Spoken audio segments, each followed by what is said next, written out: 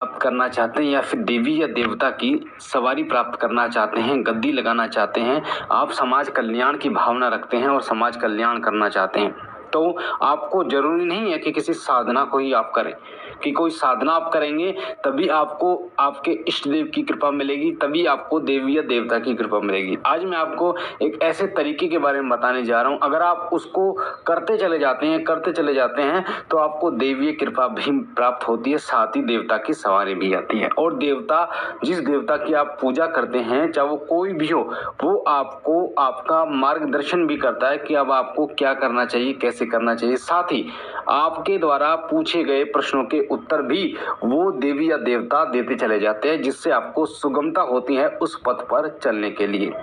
तो कौन सा वो तरीका है, इस चीज को ध्यान से सुनना बारीकी से, ताकि एक एक चीज आपको समझ में आए। अधिकतर आप अपने मस्तिष्क में ये चीजें रखते हैं कि किसी चौकी पर आप चले जाएंगे और चौकी पर किसी को गुरु बना लेंगे तो सवारी आपको प्राप्त हो जाएगी, शक्ति आपको प्राप्त हो जाएगी। ऐसा नहीं है। आप स्वयं शक्ति प्राप्त कर सकते हैं, स्वयं देवता की सवारी प्राप्त कर सकते हैं। उसके लिए करना आपको जो होगा वो होगा एक समय, यानी एक समय, एक आसन, एक माला के द्वारा, एक समय, एक आसन, एक माला से पर आपको जप करना होगा। यानी कि आपकी जो जाप करने का जो समय होना चाहिए वो एक ही होना चाहिए। आप अपनी पूजा का एक समय तय कीजिए।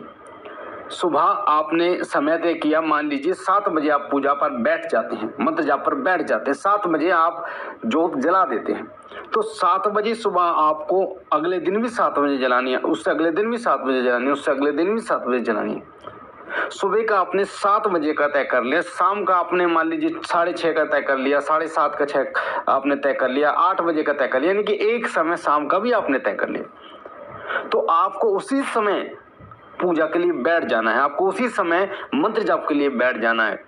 तो पहला होता है समय। समय आप जब इष्ट देव को, देवता को जब आप समय देना शुरू करते हैं तो देवता भी आपको समय देना शुरू करते हैं। आप देखना, किसी व्यक्ति को अगर आप एक समय पर बुलाते हैं, 1 महीने तक, 2-4 दिन भी अगर आप एक समय पर बुलाते हैं, तो उसको अपने आप ही पता चल जाता है कि आप इस समय आप उसको बुलाते हैं, तो वो पहले ही वहां पर आकर बैठ जाता है। इसी प्रकार से जब आप देवता को एक समय पर याद करते हैं, उनकी जोत बत्ती करते हैं, तो उनको ये पता चल जाता है कि मेरा सेवक मुझे इस समय बुलाता है, क्योंकि देवता को तो करोड़ों लोग बुलाते हैं, उनका आवाहन करते हैं, उनकी पूजा करते हैं, पर वो आपके पास कब आएंगे? जब आप उन्हें आमंत्रित करोगे तब वो आपके पास आएंगे, समय निकाल कर आपके पास आएंगे।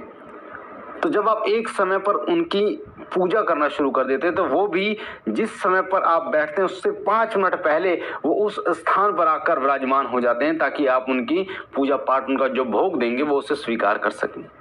तो इसलिए एक समय पर की गई पूजा का फल आनंद मिलता है। एक समय पर की गई पूजा का फल इस तरीके से मिलता है जिस प्रकार से आप कोई साधना करते हैं, 41 दिन की पूर्ण नियमों के साथ जो साधना करते हैं। तो पहला नियम आपका होना चाहिए, एक समय पर आपको पूजा करनी है। दूसरा, एक आसन का प्रयोग करना है। कई लोगों का ये प्रश्न होता है कि गुरुजी हमारे आसन पर क्या हमारे भाई बैठ सकते हैं, क्या हमारे माता पिता बैठकर पूजा कर सकते हैं? तो मैं आपको बता दूं, एक साधक के लिए ये चीजें निजी होती हैं। आसन, माला, ये चीजें निजी होती हैं और उसका प्रयोग सिर्फ वो साधक ही करता है। तो आसन आपका है। आसन जागृत होता है जब आप जाप करते हैं, माला जागृत होती है, आसन जागृत होता है, वहां का वातावरण जागृत होता है। तो उस आसन में आपकी ऊर्जा जागृत रहती है। जब आप उस पर बैठते हैं तो वो ऊर्जा आपसे जुड़ जाती है और एक नई ऊर्जा का निर्माण करती है और आपको आपके इष्ट देव की कृपा प्राप्त होती है, उनकी शक्ति आकर्षित होती है।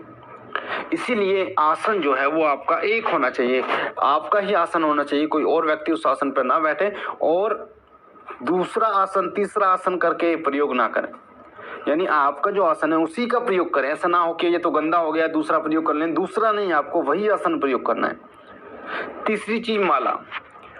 जिस तरीके से माला आसन आपका निजी होता है उसी प्रकार से माला भी होती है निजी।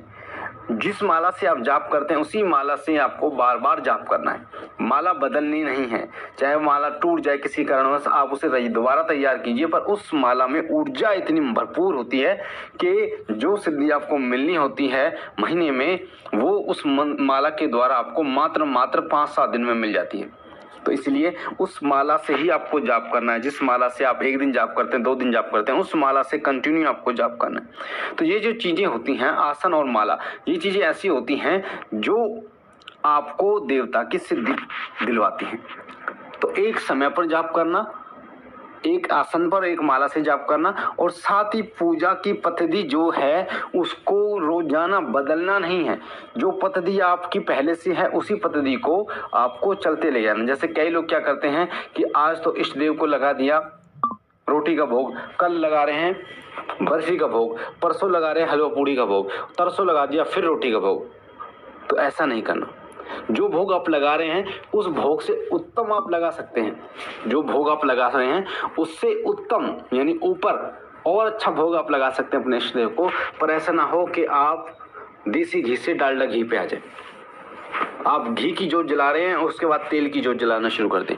आपका जो सामर्थ्य है, अगर आपका सामर्थ्य है सरसों की तेल की जोत जलाने का, तो सरसों की तेल की ही जोत आपको जलानी है, घी की नहीं जलानी। अगर आपका सामर्थ्य है देसी घी की जोत जलाने का, तो देसी घी की ही जोत आपको जलानी है।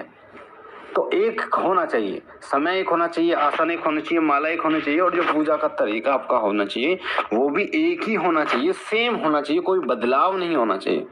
तो आप देखेंगे कि इस तरीके की पूजा को आप धीरे धीरे जब करते चले जाते हैं तो एक ऐसा समय आता है जब देवीय शक्ति जागृत हो जाती है, आपका आसन जागृत हो जाता है, आपकी माला जागृत हो जाती है, आपका मंत्र जागृत हो जाता है, और देवीय कृपा आपको प्राप्त होनी शुरू हो जाती है। जो देवीय कृपा के संकेत हैं वो मिलने आपको शुरू हो जाते हैं, आपको वासियाँ आनी शुरू हो जाती हैं, आंखों में आंसू आपको आने शुरू हो जाते हैं, आपकी पूजा में आपके दीपक में फूल बनना शुरू हो जाता है, आपको स्वप्न में आपके इष्ट देव के दर्शन होने शुरू हो जाते हैं। तो ये सब संकेत आपको मिलने शुरू हो जाते हैं जब आप एक समय का चयन करते हैं, एक माला का चयन करते हैं, और एक आसन का चयन करते हैं, और एक तरीके का चयन करते हैं। तो आपको इष्ट देव की कृपा जरूर प्राप्त होती है। और आप अपने घर में भी बहुत ज़्यादा फर्क देख सकते हैं उस पूजा का।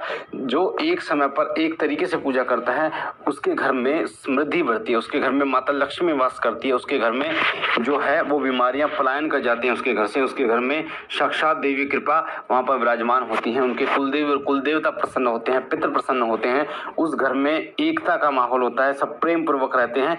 जिस घर में सेम एक ही तरीके की पूजा पाठ की पद्धति का इस्तेमाल होता है। तो आपको जानकर हैरानी होगी, बहुत ही विशाल फल की प्राप्ति आपको होती है जब आप इस प्रकार से पूजा करते हैं। तो इस प्रकार की पूजा कीजिए, और आप कुछ समय के बाद आप स्वयं अपने घर में इन चीज़ों को महसूस करेंगे कि जो आप एक ही तरीके से पूजा कर रहे हैं उसका फल आपको किस प्रकार से मिल रहा है। सबसे ज़्यादा आर्थिक रूप से आप मजबूत होते चले जाते हैं जब आप एक प्रकार से पूजा करना शुरू कर देते हैं।